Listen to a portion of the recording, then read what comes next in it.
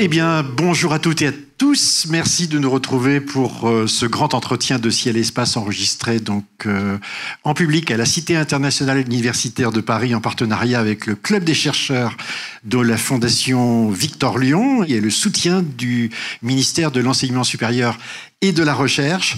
Le jour même où l'Association française d'astronomie organise dans le parc Montsouris, avec le soutien de la ville, des animations et des séances d'observation interdites aux plus de 15 ans, avec observation ce soir, entre autres, de Saturne qui devrait être présente dans le ciel. Merci à notre invitée, Caroline Fraissinet. Bonjour. Bonjour. Merci Caroline d'avoir accepté donc notre invitation. Vous êtes Caroline, astrochimiste au CNRS. Vous travaillez au LATMOS, c'est-à-dire le laboratoire Atmosphère et Observation Spatiale à Guyancourt, donc qui est un laboratoire CNRS, je l'ai dit, Sorbonne Université, Université Versailles, Saint-Quentin, et je crois que je n'ai rien oublié. Et Paris-Saclay. Et Paris-Saclay. Votre travail consiste à essayer de comprendre la distribution de la matière organique dans le système solaire, à rechercher des traces de vie passées ou présente. Vous êtes PI, c'est-à-dire Principal Investigator, d'un instrument dont on va parler, d'une mission dont on va parler, qui s'appelle Dragonfly, destination Titan. Et en me documentant sur vous, sur vos travaux et sur Titan, j'ai trouvé, c'est dans le journal du CNRS, qui vous présentait à un moment donné, on voit une photo de vous, jeune femme à corte, regardant le photographe dans les yeux, enceinte, tenant dans la main un petit robot martien, et en dessous c'est marqué « La vie, je la crée sur Terre, je la traque sur Mars ». Ça vous résume bien ? Ouais, ça résume relativement bien, surtout le côté un petit peu humoristique de la chose. Non, c'est vrai que cette séance de photos, il faut dire, ça a été fait dans le cadre du CNRS, dans le cadre d'un programme Femmes et Sciences qui s'appelle la science taille XXL, L-E-2-L-E-S. Et donc on avait mis nos dossiers pour être sélectionnés pour être ambassadrice dans ce programme. Et en fait, les personnes qui sélectionnaient ne savaient pas que j'étais enceinte, et ça correspondait très bien finalement à la thématique. Donc on était deux du programme à être enceinte au moment des photos d'ailleurs. C'était assez opportun. Bon, et puis ça a marché finalement.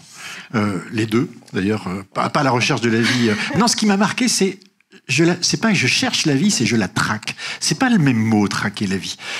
Est-ce que vous êtes convaincu que la vie existe ailleurs ?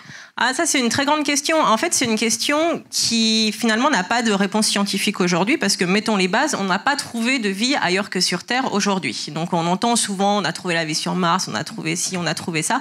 Non, la vie sur Mars, on l'a jamais trouvée. On l'a très peu cherchée, d'ailleurs.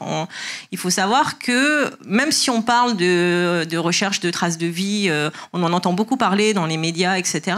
Mais finalement, il y a une seule mission jusqu'à aujourd'hui, qui a recherché la vie ailleurs que sur Terre, une mission robotisée qui a recherché la vie. C'était la mission Viking en 1976, qui avait pour objectif d'aller rechercher la vie.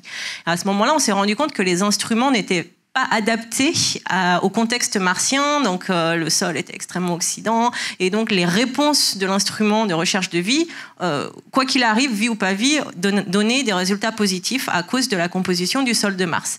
Et à partir de ce moment-là, on s'est rendu compte que finalement, avant d'aller rechercher la vie, c'est pas facile, il faut connaître le contexte dans lequel on va aller rechercher ces traces de vie, il faut connaître la zone, il faut savoir si des traces de vie peuvent résister jusqu'au temps aujourd'hui, donc géologiquement ancien. Et donc, toutes les missions qui ont suivi sur Mars et ailleurs n'ont pas eu pour but d'aller rechercher la vie, mais de connaître le contexte des lieux dans lesquels on allait aller par la suite rechercher des traces de vie. Et donc finalement, une seule mission en 1976, pas adaptée pour aller rechercher de la vie dans le système solaire, en termes de mission in situ, donc c'est-à-dire qui va sur place et qui atterrit pour faire des recherches. Il y a peu de chances d'en trouver si on ne la cherche pas. Il faut s'entendre, il faut s'accorder sur ce qu'est la vie, qui plus est. En plus de ça, il faut s'accorder sur ce qu'est la vie, mais c'est pas si essentiel que ça. De toute façon, nous n'avons pas aujourd'hui de définition de la vie. Si on demande à 100 scientifiques, on va avoir 100 définitions différentes, même plus, parce que certains en ont plusieurs. Donc, on sait la reconnaître sans forcément savoir la définir. Ça vous gêne pas? Pas du tout. Du moment, si on prend une photo, on voit une marmotte, on sait qu'il y a de la vie. Pourtant, on ne saura pas définir pourquoi finalement cette marmotte c'est la vie. Du moment que la conclusion, on puisse la trouver, qu'on ait trouvé une trace de vie. Alors, je vais vous demander ce qu'est être astrochimiste, mais avant ça, je pense que la meilleure illustration, c'est de parler effectivement de Titan. Lorsque vous parliez de Viking 76, je crois que c'est 1979, Pioneer 11, donc une sonde frôle Saturne. C'est la première fois qu'on s'approche, en tout cas avec un engin automatique, de la planète géante aux anneaux. 1980-81, Voyager 1, Voyager 2 frôle aussi Saturne, et Voyager 1 est détourné en quelque sorte vers Titan, parce que Titan déjà intrigue beaucoup, et ce qui m'a amusé, c'est votre date de naissance, c'est 1982. Donc vous êtes né peu de temps après qu'on ait visité à la vitesse d'un boulet ces mondes, et là Caroline débarque. Non, plus sérieusement, je dirais l'histoire de Titan, et c'est ça qui m'a un peu fasciné dans la recherche, c'est que c'est l'histoire de quelque chose qu'on découvre couche par couche, quoi. C'est un objet quand même particulier, Titan. Vous pouvez nous en parler? En plus, c'est une très bonne analogie de dire couche par couche, parce qu'on a cette fameuse couche atmosphérique qui empêche de voir la surface. Et ça a été la première grande surprise quand il y a eu les premières photos de Titan aux abords justement de Titan. C'était, on avait une boule un petit peu, comment dire. Nébuleuse, exactement. Ouais. Brumeuse. Très brumeuse, de laquelle on ne voyait pas la surface si on prenait la photo dans la lumière visible. Donc on n'a pas pu en savoir beaucoup plus de Titan, mais par contre, plus ça va et plus on va pouvoir trouver, pour les prochaines missions qu'on enverra, les questions à poser à Titan. Donc finalement, on apporte des réponses, mais on apporte surtout des nouvelles questions. Et c'est pour ça que finalement, l'exploration spatiale, corps par corps, c'est un enchaînement d'exploration, un enchaînement de missions. Ce ne sont pas des missions indépendantes, mais toujours une succession de questions-réponses qui se succèdent dans le programme d'exploration.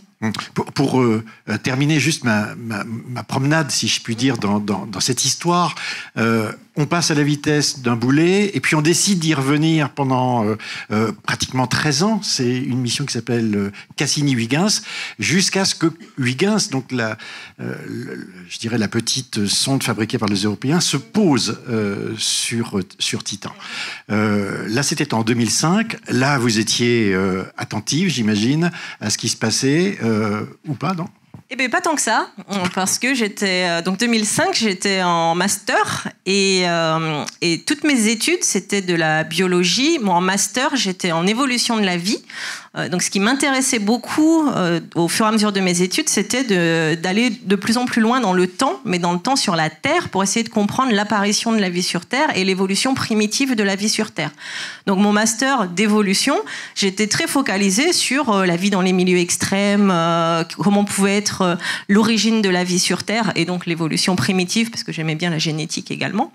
Et donc, j'étais pas forcément encore intéressée par aller la rechercher ailleurs et extrapoler cette vie primitive terrestre à la vie extraterrestre. Donc non, je n'ai pas suivi l'atterrissage de Huygens en 2005. En 2005. Donc comment vous êtes arrivé sur Titan, si je puis dire? Même si vous n'y êtes pas encore, vous êtes responsable d'un instrument qui va s'y poser dans assez peu de temps, finalement quelques années.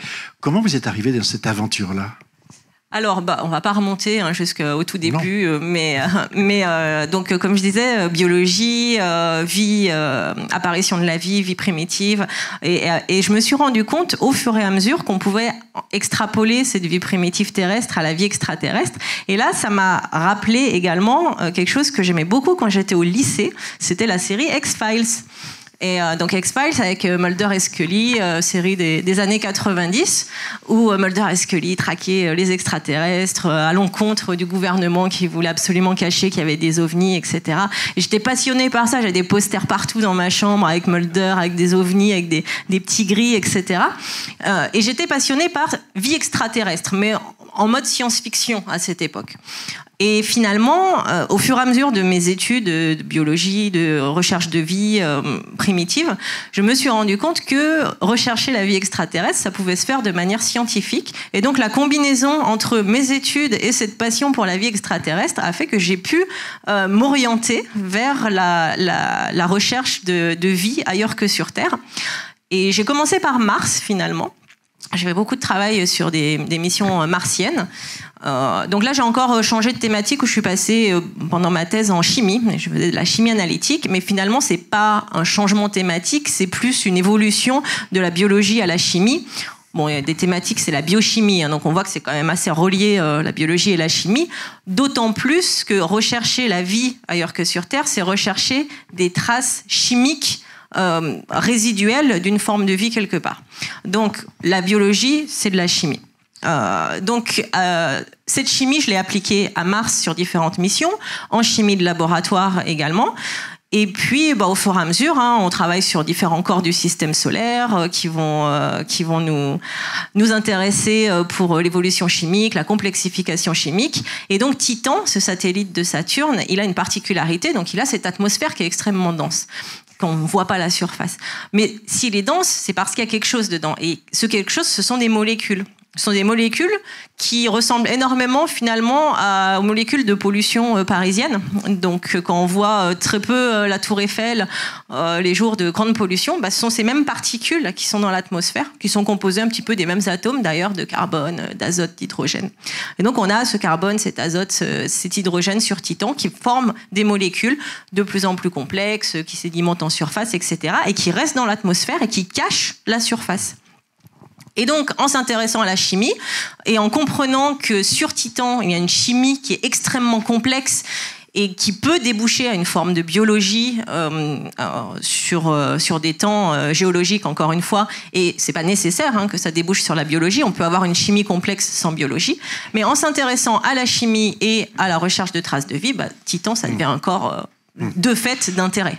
Alors, c'est intéressant de raconter Titan, parce que Titan, c'est plus gros que la Lune, c'est plus gros que Mercure, c'est, vous l'avez dit, un corps entouré d'une atmosphère extrêmement dense, mais c'est aussi très loin. C'est-à-dire que quand on descend, alors c'était le cas de Huygens, tranquillement à la surface de Titan, c'est finalement un peu comme si on laissait, je dirais, un objet descendre dans l'eau, parce que la densité est quand même extrêmement importante sur ce corps, dans une très faible luminosité. C'est ça un peu l'idée? C'est exactement ça. C'est une atmosphère qui est 4 fois plus dense que celle de la Terre. Donc il ne faut pas considérer que c'est tomber dans une atmosphère comme la nôtre. Et l'atterrissage, de fait, sur Titan est beaucoup plus simple qu'un atterrissage, par exemple, sur Mars, où l'atmosphère, c'est 1/100 de celle de la Terre, qui est extrêmement peu dense. Donc vous avez peut-être entendu parler sur Mars, au niveau des atterrissages martiens, des 7 minutes de terreur.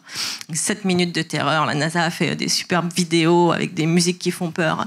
Et donc c'est le temps que va mettre la sonde entre l'entrée atmosphérique et l'atterrissage à la surface. C'est extrêmement rapide.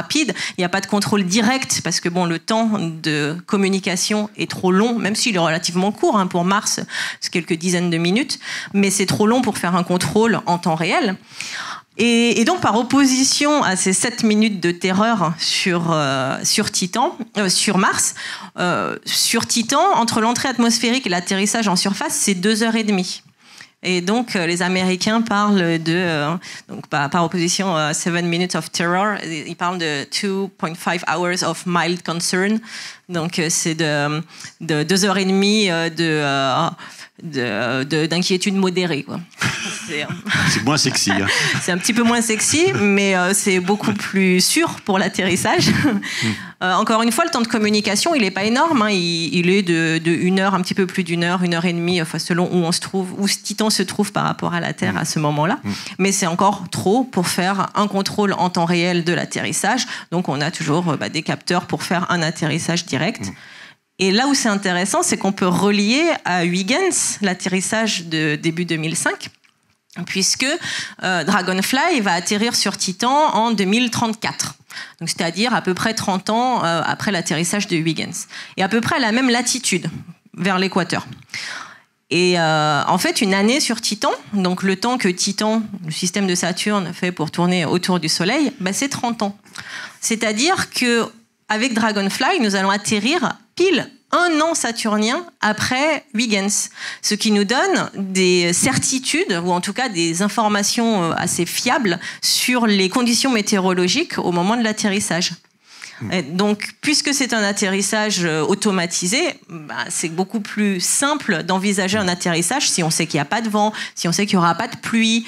Alors des pluies, peut-être qu'on pourra en parler aussi de ces liquides en surface de Titan. Oui, parce que ce qui est extraordinaire, c'est quand Huygens, donc qui n'est pas un hélicoptère, qui n'est pas ce que vous avez conçu dans l'équipe et dont on va parler, Dragonfly, mais c'est une capsule qui se pose, et cette capsule, elle montre qu'il y a une diversité tout à fait extraordinaire à la surface.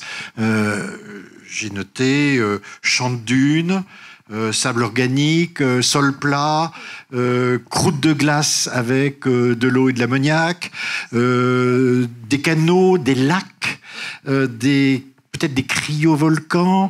En fait, je crois que c'était André Braic qui disait une variété extraordinaire, tous parents mais tous différents, et cette variété, elle est à la surface de cet objet, et cet objet est absolument incroyable. Il n'y a nulle part dans le système solaire un endroit qui ressemble à cela.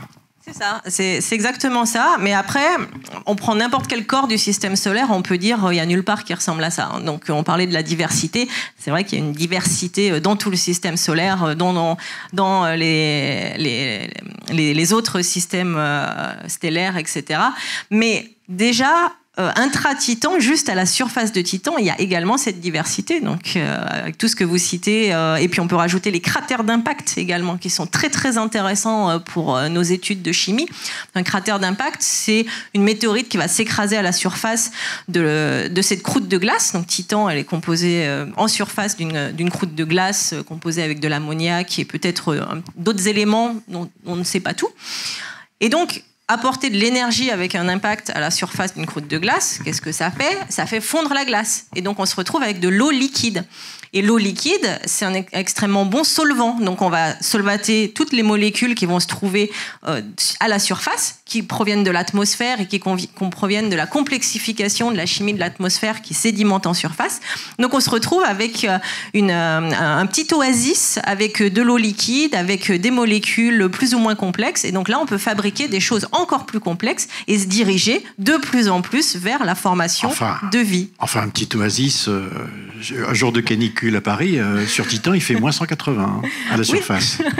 C'est une canicule de Titan, mais une petite oasis de Titan. Est-ce qu'on peut justement comparer Titan et la Terre, même primitive, en se disant que sur la Terre, c'était de l'eau, que les biologistes parlent de marieuse, c'est-à-dire un milieu dans lequel peuvent se faire des tas de contacts. Est-ce qu'à 180, tout n'est pas bloqué ? Est-ce que finalement, le fait de trouver de l'eau glacée, du méthane, c'est une évolution extrêmement lente à cause de la température ? Cette évolution, elle est effectivement lente et ça rend Titan encore plus intéressant dans le sens où on a des zones sur Titan qui vont être assez stagnant à cause de la température. Donc la chimie va se faire à une échelle de temps très très lente. Mais au niveau justement de ces cratères d'impact, on apporte de l'énergie, on apporte de la chaleur. Si on réussit à faire fondre de la glace pour en faire de l'eau liquide, c'est-à-dire qu'on n'est plus à moins 180. Pendant des temps assez transitoires. Donc on a des estimations, ça peut être 10 000 ans, 100 000 ans, ça peut être des poches d'eau qui s'enfoncent dans la glace et qui restent liquides. Il n'y a pas de chaleur interne. Alors, on n'a pas vraiment de pas d'énergie qui arrive de l'extérieur, en dehors de l'impact ? Non, c'est l'énergie qui va permettre, en tout cas aux molécules de surface, de faire de la chimie plus complexe. C'est de l'énergie extérieure qui sera apportée par l'impact, justement. Mais après, en interne, par contre, on a un océan d'eau liquide. Donc on est liquide sous la croûte de glace de Titan, qui a une épaisseur inconnue. Et donc les prochaines missions, on veut connaître justement le contexte et l'épaisseur de cette croûte de glace de Titan. Mais sous la croûte de glace, on aurait, alors c'est une hypothèse encore, mais quand même relativement admise avec les différentes mesures qui ont pu être faites, un océan d'eau liquide et d'ammoniac. Et donc, qui dit eau liquide dit encore une fois la molécule chimique qui peuvent se rencontrer beaucoup plus facilement que sur une surface gelée où les réactions chimiques sont beaucoup plus lentes. Et cet océan, alors malheureusement, entre guillemets, aujourd'hui, il est séparé de l'extérieur par une croûte de glace d'épaisseur inconnue, mais qui est de plusieurs kilomètres. Donc, c'est quand même assez fort. Et donc, on aura peu d'échanges entre l'océan et l'atmosphère, donc entre l'eau liquide et les molécules qui se trouvent en surface. En plus de cela, cet océan, il est isolé de la croûte en fond par de la glace haute pression. Donc encore une fois, il serait isolé, c'est une hypothèse, mais en connaissant la pression potentielle qui peut se trouver au fond de l'océan, on sait qu'on va former de la glace, un type de glace très spécial qui s'appelle la glace haute pression ou type 4, une glace qui est plus dense que l'eau, un type de glace qui n'existe pas sur Terre. Donc cet océan, il est pris en sandwich entre une croûte de glace en dessous, une croûte de glace en dessous, et en dessus, il a moins d'intérêt au niveau exobiologique, au niveau du mélange des molécules, au niveau de la complexification chimique. Mais dans les temps très anciens, donc au moment de la formation de Titan, de 4 milliards d'années ou plus, la croûte de glace au-dessus de l'océan était beaucoup plus fine qu'aujourd'hui et permettait des échanges entre l'océan et l'atmosphère. C'est ce que disent des modèles, ça. Exactement. Parce que je rappelle quand même que Huygens est resté 2 heures à la surface. Enfin, en tout cas, resté actif 2 heures à la surface. Ouais. On raconte beaucoup de choses sur ces 2 heures. Même pas. Il n'était pas censé faire des mesures à la surface. Les 2 heures, c'était du bonus, finalement. L'objectif de Huygens, c'était de faire ses analyses pendant les 2h30 de descente dans l'atmosphère. Donc, il captait à différentes altitudes l'atmosphère pour faire des mesures. En surface, moins 180 degrés, les électroniques n'étaient pas faites pour survivre. Elles ont survécu 2 heures, ce qui était un exploit, finalement. Donc, on a eu des données supplémentaires, des superbes photos. C'est un module européen, Huygens, et c'est le module le plus lointain qui a été posé par l'homme dans le système solaire. Et jusqu'à présent, c'est l'Europe, donc il ne faut pas avoir que la NASA dans la vie. Et donc, toutes les mesures ont été faites, principalement, en tout cas l'objectif, pendant la descente. Et arrive donc une nouvelle mission qui a été annoncée donc en juin 2019. Il y avait une sacrée compétition quand même. Le programme, enfin en tout cas, c'est ce qu'on appelle les missions Nouvelle Frontière, de la NASA. 850 millions de dollars à peu près. Le CNES a signé un accord avec la NASA. Et vous êtes dedans, et ça c'est yes, c'est formidable. Qu'est-ce que c'est que Dragonfly exactement ?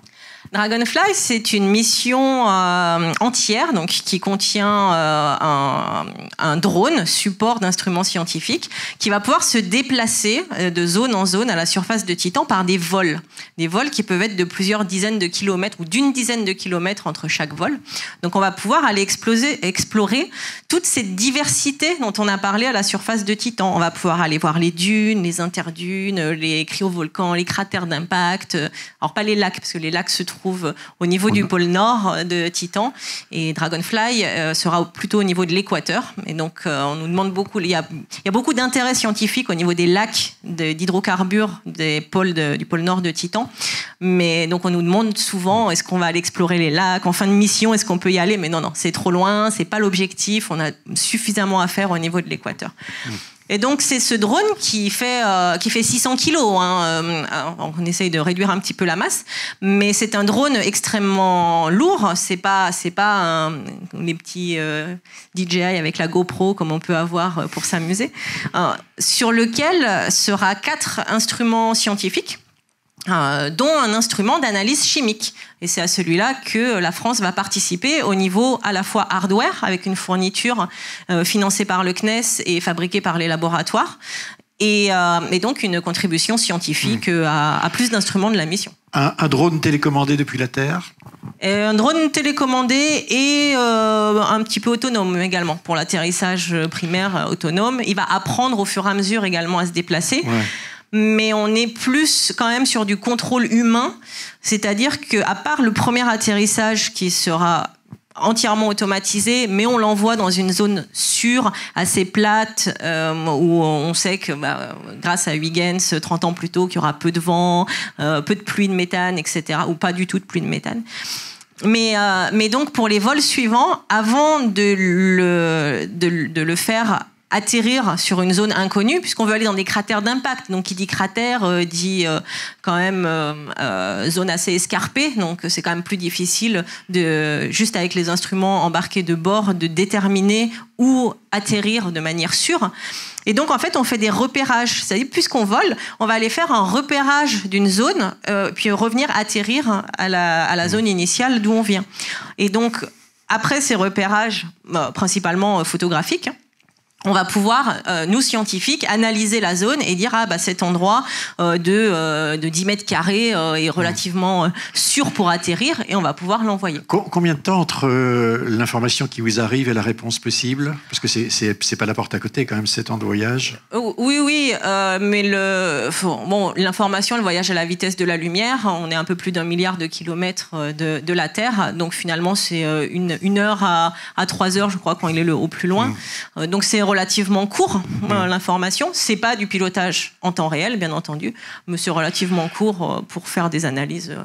Il y a des caméras qui font des images dans un univers, si je puis dire, qui est quand même extrêmement sombre. 10% de la lumière passe à travers l'atmosphère. C'est quand même loin.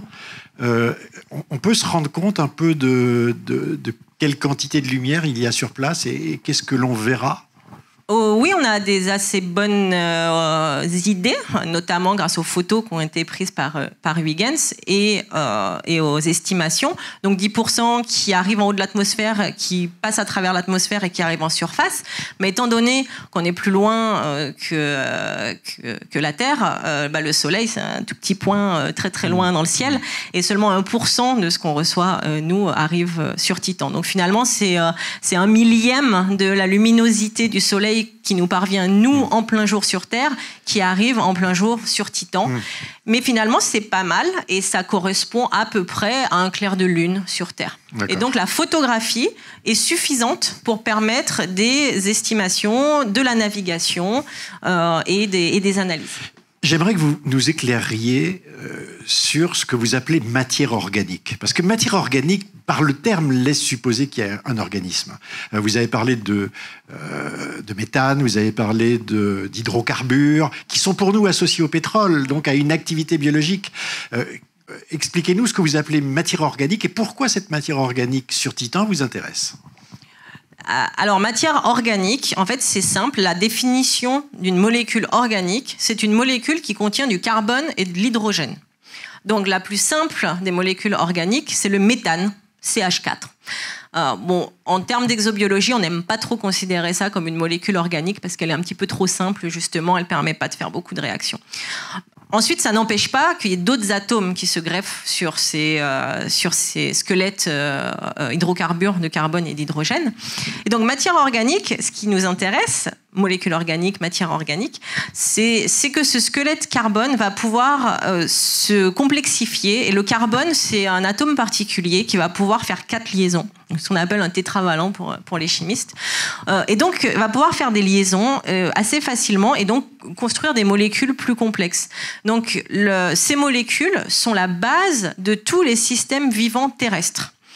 Donc, puisque le carbone, c'est un atome qui se retrouve en quantité assez importante dans tout le système solaire, ou même dans tout l'univers, on va considérer que, puisque cet atome, et donc ces molécules organiques, sont présentes en grande quantité et favorisent des réactions chimiques, on va présupposer qu'une forme de vie extraterrestre va se baser sur ce type d'atomes et sur ce type de molécules. C'est MacGyver. C'est le MacGyver de la chimie, exactement. Ouais. Mais pourquoi est-ce qu'il y en a beaucoup sur Titan ?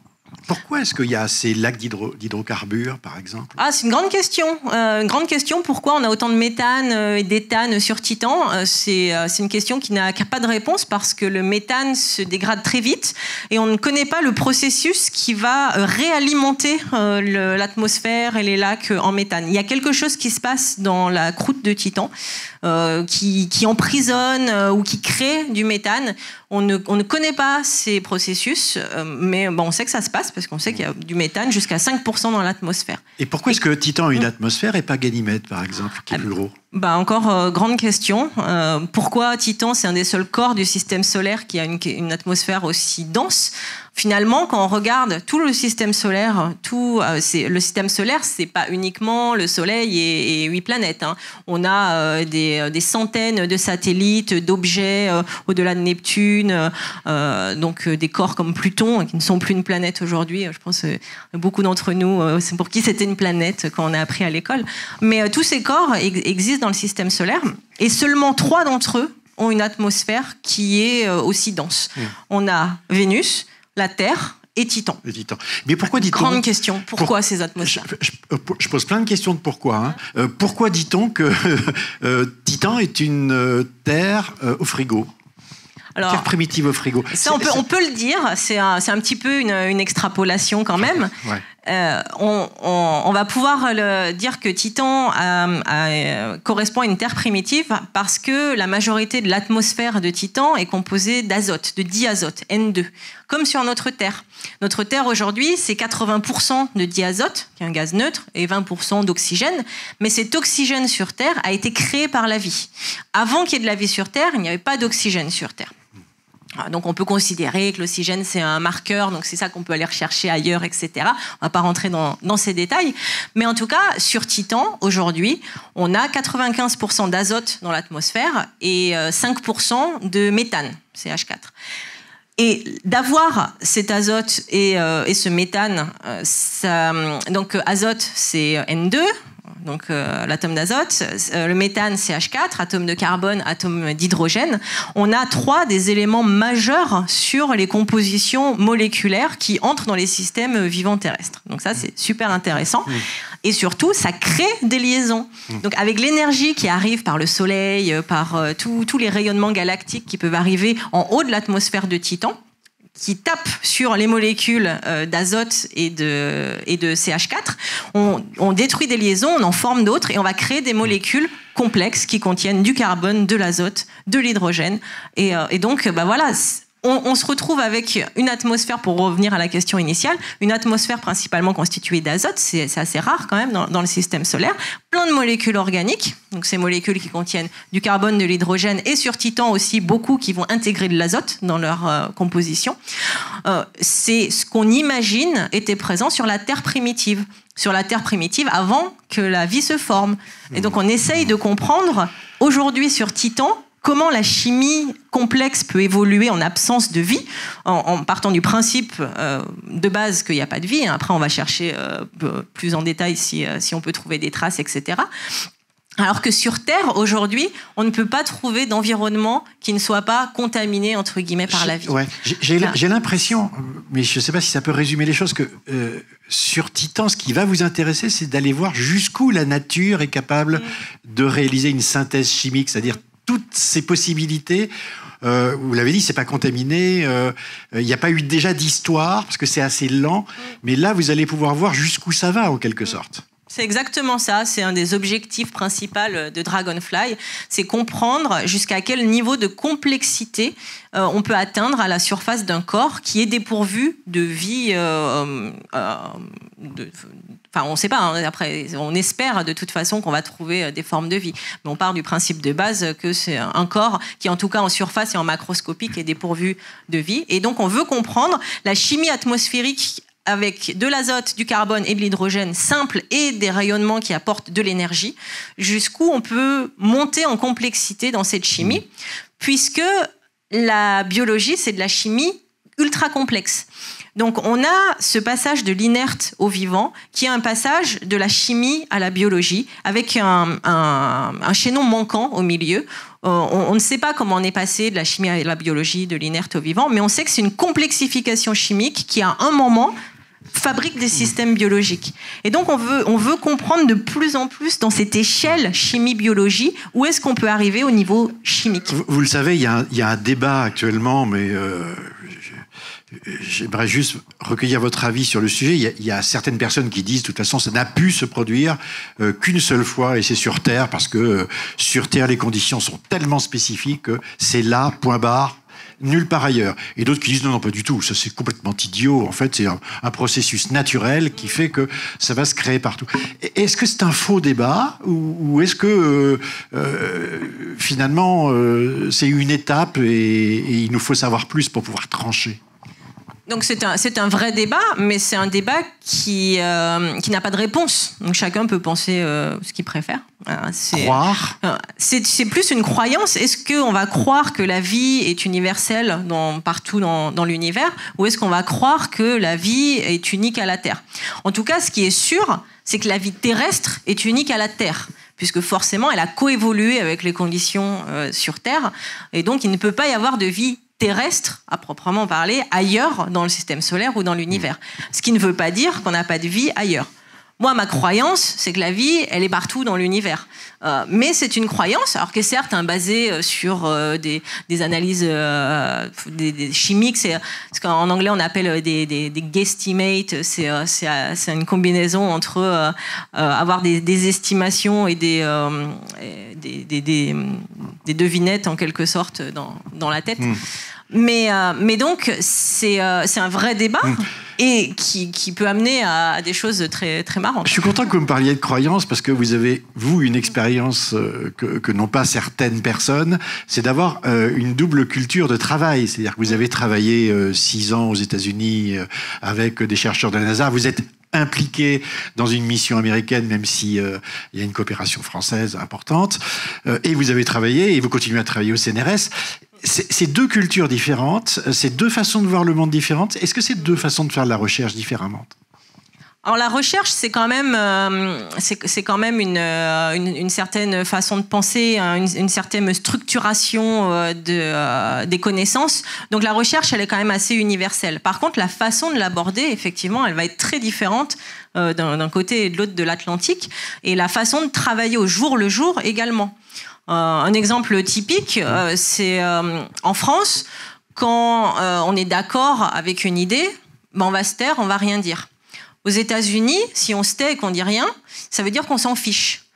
Donc, dans des réunions avec des Américains, s'ils vont proposer des idées ou dire telle ou telle hypothèse, etc., nous, en tant que Français, si on est d'accord, on va rien dire, ça va être mal perçu par les Américains. Donc, si on sait travailler avec les Américains, on va dire oui, je suis complètement d'accord avec ce que tu dis.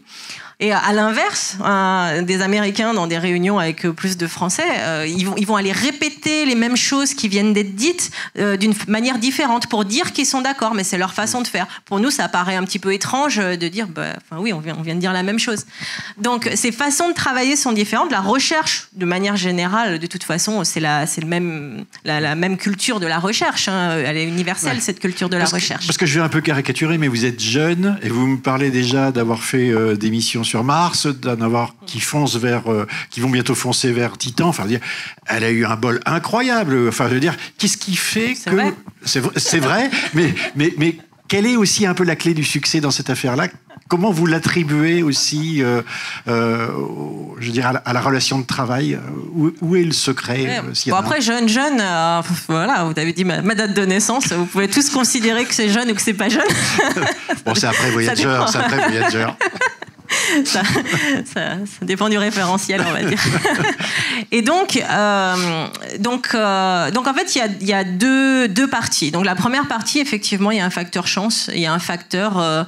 Moi, quand j'ai commencé mon postdoctorat, donc après la thèse, je suis arrivée en postdoctorat dans l'équipe instrumentale au centre NASA Goddard aux États-Unis, qui avait un instrument sur le rover Curiosity sur Mars. Je suis arrivée quelques semaines avant le lancement de Curiosity, donc en 2011 pour ceux qui s'en souviennent, et donc je suis allée voir le lancement en Floride en arrivant en postdoc. J'ai pas du tout participé à l'élaboration de l'instrument et j'ai travaillé directement sur les résultats de l'instrument, qui était un instrument d'analyse chimique. Donc moi je faisais de la chimie analytique et donc j'ai participé à ces analyses chimiques de l'instrument qui s'appelle SAM, le Sample Analysis at Mars de Curiosity, et qui a été la première découverte de molécules organiques à la surface de Mars. Donc là c'était une chance incroyable qui m'a été donnée par mes collègues du Goddard, notamment par le responsable de l'instrument SAM qui s'appelle Paul Mahaffey.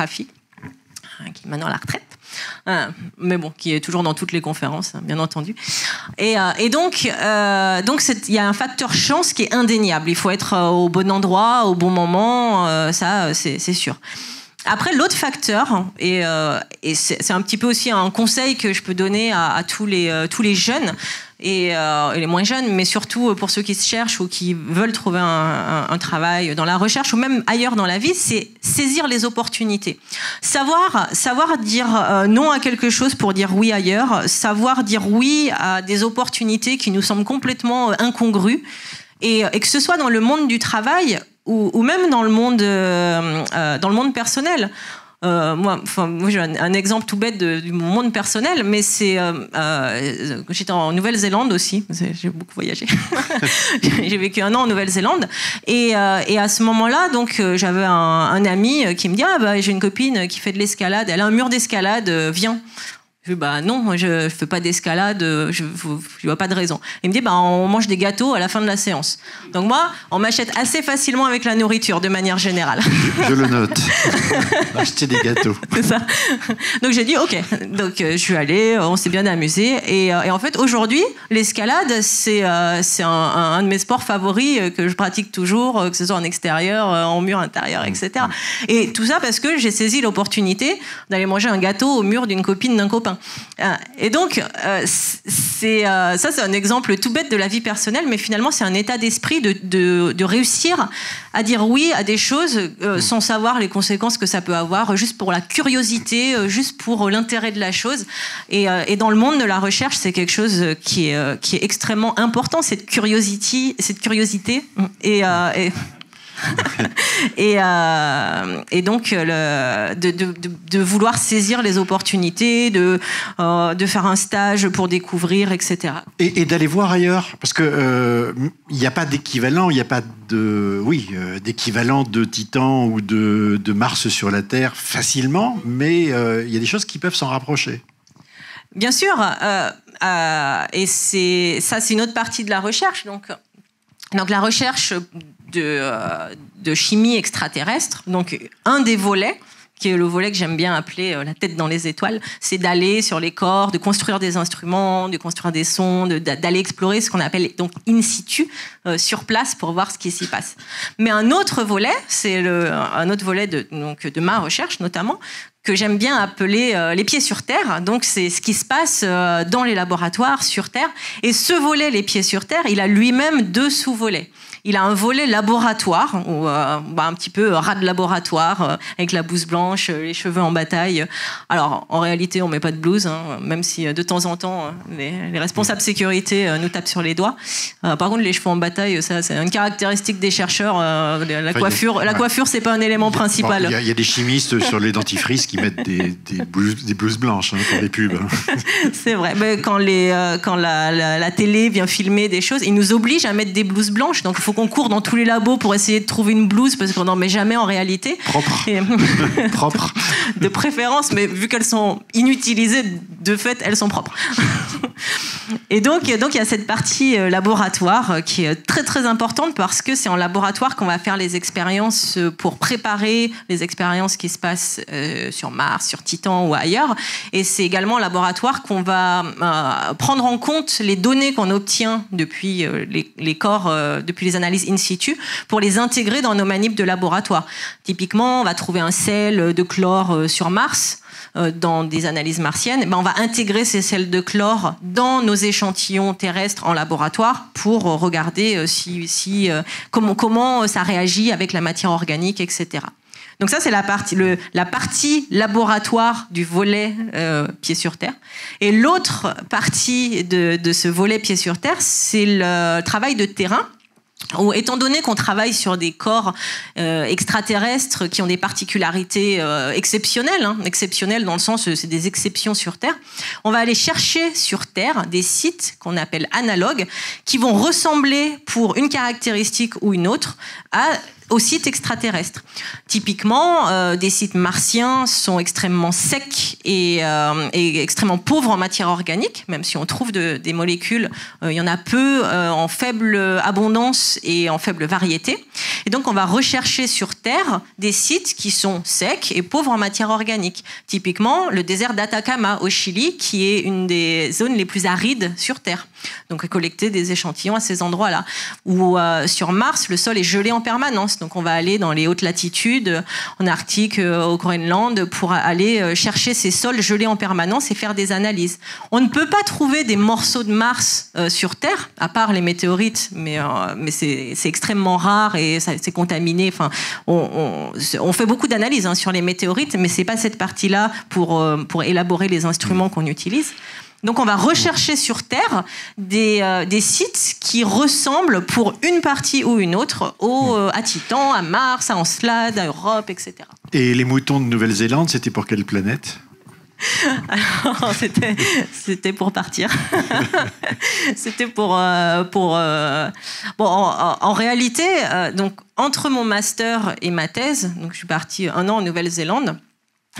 C'était plus pour fuir une réalité, c'était pas pour des bonnes raisons, mais finalement ça a été un tournant dans ma vie cette année en Nouvelle-Zélande, et j'ai trouvé des réponses à des questions que je ne me posais même pas sur ma vie, sur mon travail surtout, et ça fait partie de ce que j'appelle saisir des opportunités, de tourner en positif quelque chose qui initialement ne l'était pas forcément. Et donc, j'avais quand même cette réflexion toujours, quand je suis partie en Nouvelle-Zélande, je voulais faire une thèse. Et à cette époque, on ne pouvait pas faire de thèse si on avait une année de césure entre le master et la thèse, sauf quelques cas, dont le cas de faire un stage de plus de 6 mois à l'étranger. Et donc je me suis dit, je veux partir, Nouvelle-Zélande c'est bien, c'est loin, ça peut pas être plus loin, donc je veux quand même faire une thèse, je vais faire un stage. Et j'ai trouvé une offre de thèse en Nouvelle-Zélande et j'ai transformé ça en stage et je suis partie, j'étais biologiste, donc c'était une étude sur des vers dans des moutons en Nouvelle-Zélande. Donc j'avais mes petits moutons au laboratoire. Je dirais pas ce que j'en faisais par contre. Parce que Caroline, vous êtes membre aussi de plusieurs comités pour promouvoir, je dirais, les filles, les femmes à s'engager dans des carrières scientifiques. Est-ce qu'il y a un statut particulier ou pas de la femme scientifique ? Ah non, il n'y a aucun statut particulier de la femme scientifique. Enfin, une femme scientifique, c'est une scientifique comme un autre ou une autre. C'est vrai que moi, je suis assez engagée pour faire reculer les inégalités de genre qui existent toujours assez fortement dans les milieux scientifiques. Et je pense que plutôt que d'avoir une participation finalement active à dire il faut les femmes faites des sciences, etc. Juste par des activités, d'aller dans des lycées, des collèges et de présenter la science. Et les élèves voient que c'est une femme qui fait quelque chose qui peut les intéresser, qui fait des sciences, qui participe à des missions spatiales. Surtout qu'on a quand même de la chance en sciences planétaires d'avoir des thématiques qui passionnent autant les petits que les grands. C'est une opportunité à saisir justement pour faire passer ces messages au grand public, que ce soit autant aux garçons qu'aux filles, qu'aux hommes ou qu'aux femmes, puisque c'est un tout finalement dans la société. Et donc juste de présenter une science passionnante en tant que femme, ça donne déjà un message extrêmement fort. Ça veut dire aussi communiquer. Et la communication est un des éléments importants dans le travail scientifique. Ça l'est, autant sur la communication qui est intracommunautaire, donc on communique beaucoup entre nous, entre les équipes, on participe à des conférences, on va présenter nos résultats, on va être challengé dans nos résultats. Alors, non, ça peut pas être ça, ou alors on va créer des nouvelles collaborations, on va participer à des panels de sélection, etc. Donc on a énormément de communication qui se fait intracommunautaire, donc avec nos pairs. Et on a également une communication qui est essentielle, qui est la communication intercommunautaire. Donc entre la communauté scientifique et la société non scientifique finalement, Parce que scientifique, on a quand même une formation, un langage, une communication qui est très spécifique. Hein. Quand on communique dans des papiers de la littérature scientifique, faut pas se leurrer, quoi. Même nous, si on n'est pas dans le domaine, donc on va pas forcément comprendre. C'est fait pour des autres scientifiques. Et donc il faut faire cette cassure de communication et réussir à apporter la science à des non-scientifiques, mais également, je pense, à créer un langage scientifique commun à tous et une culture de l'esprit critique, finalement, dès le plus jeune âge, pour que tout le monde parle le même langage. Et ça, c'est le rôle des scientifiques de le faire. Alors, pas tous le font, ça ne fait pas partie des missions des scientifiques, ça fait partie uniquement des missions des scientifiques que ça intéresse. Ça intéresse. Vous n'êtes pas jugé là-dessus, ça? Non, pas du tout. Alors, la question pour moi est assez naturelle, mais vous travaillez sur des objets qui sont lointains, qui sont, je dirais, un peu déshumanisés par rapport à ce que nous vivons aujourd'hui. Et nous affrontons sur Terre 2 crises majeures, en tout cas pour l'instant, qu'on voit arriver. On parle d'effondrement climatique, donc crise climatique, crise de la biodiversité.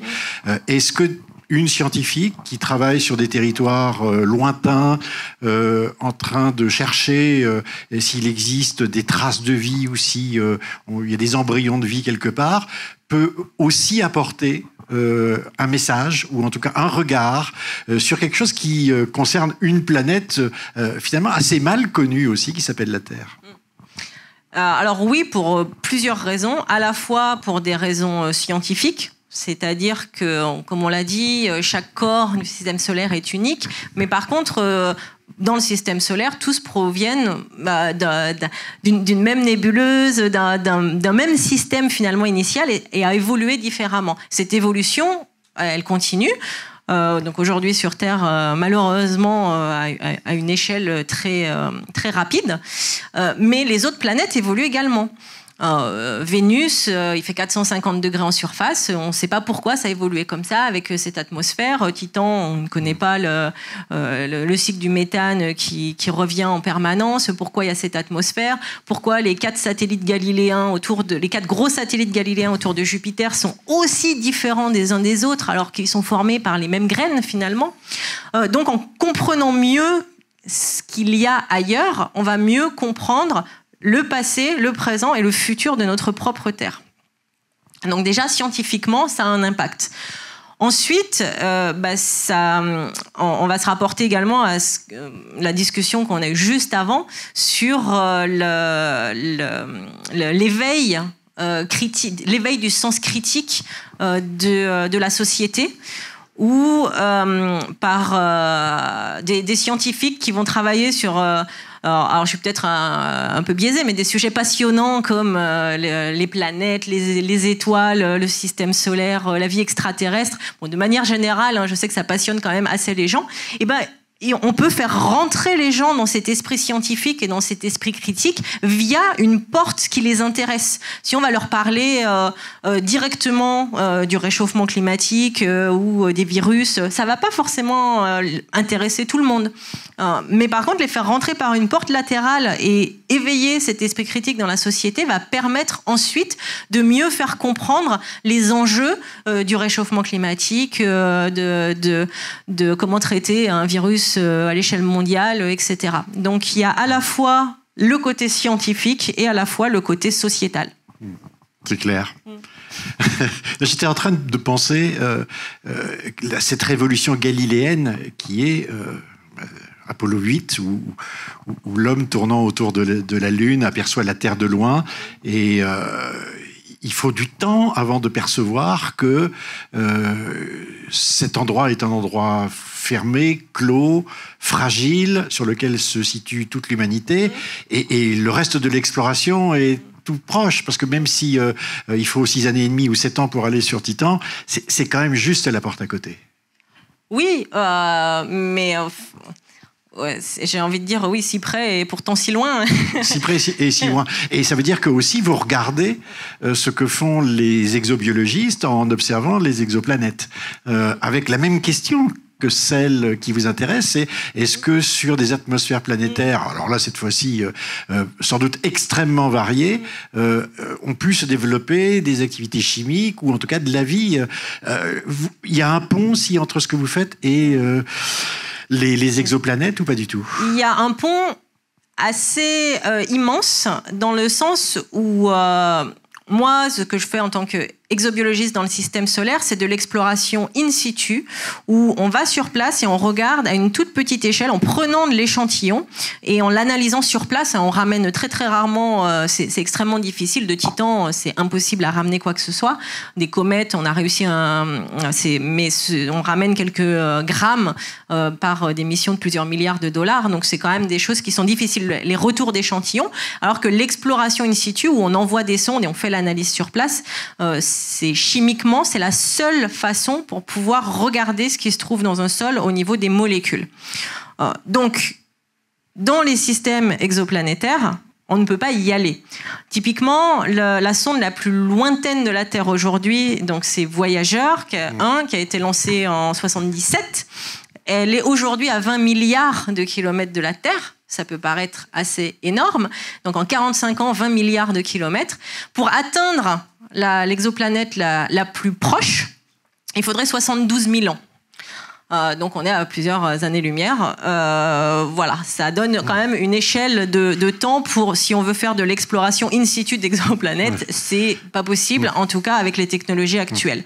Donc l'autre grosse différence entre l'exobiologie du système solaire et puis la recherche de traces de biologie dans des atmosphères exoplanétaires, c'est que dans le système solaire, on peut se concentrer sur des traces de vie anciennes qui sont locales, en regardant des molécules qui pourraient résider dans le sol.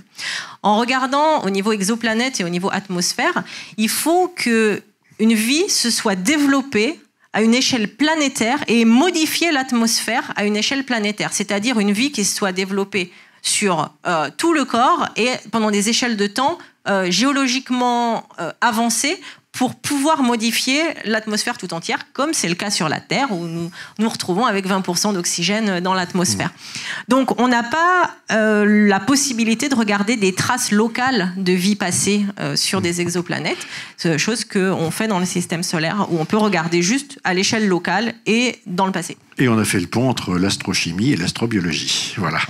Voilà. Alors là aussi, ça peut avoir un débat parce qu'on peut avoir des synonymes. Mais on ne l'aura pas parce qu'il nous faut conclure. Et je voulais conclure par une question. Ce soir, au parc Montsouris, par exemple, on va observer Saturne. Saturne était à l'opposition il n'y a pas très longtemps, donc vraiment des conditions extrêmement favorables, un beau ciel. Saturne, c'est souvent la planète qui a été le coup de cœur pour plein d'astronomes amateurs, professionnels, etc. Est-ce que vous regardez Saturne derrière une lunette ou un télescope en vous disant pam, pam, pam, pam, pam, pam, dans 11 ans, j'y suis, 2034, il y a Titan juste à côté, j'explore. Vous y pensez ? Non, pas vraiment. On n'a pas le temps de penser. Malheureusement, des fois, on n'a pas trop le temps de rêver. Non, mais si, quand même. Non, pas spécialement. Moi, je vois Saturne, je vois la beauté des anneaux. C'est vrai qu'à chaque fois que je vois Saturne dans un télescope, c'est impressionnant. Et puis, je cherche Titan quand je regarde Saturne. D'ailleurs, c'est toujours impressionnant de voir la distance dans la lunette à laquelle Titan se trouve par rapport à Saturne quand elle est au plus loin. Maintenant qu'on en a parlé, je suis sûr que vous allez le faire ce soir. Ça dépend de la température extérieure. Merci beaucoup Caroline. Merci d'avoir accepté notre invitation. Merci à vous de nous avoir suivis. On se retrouve pour un prochain grand entretien dans un mois. Merci.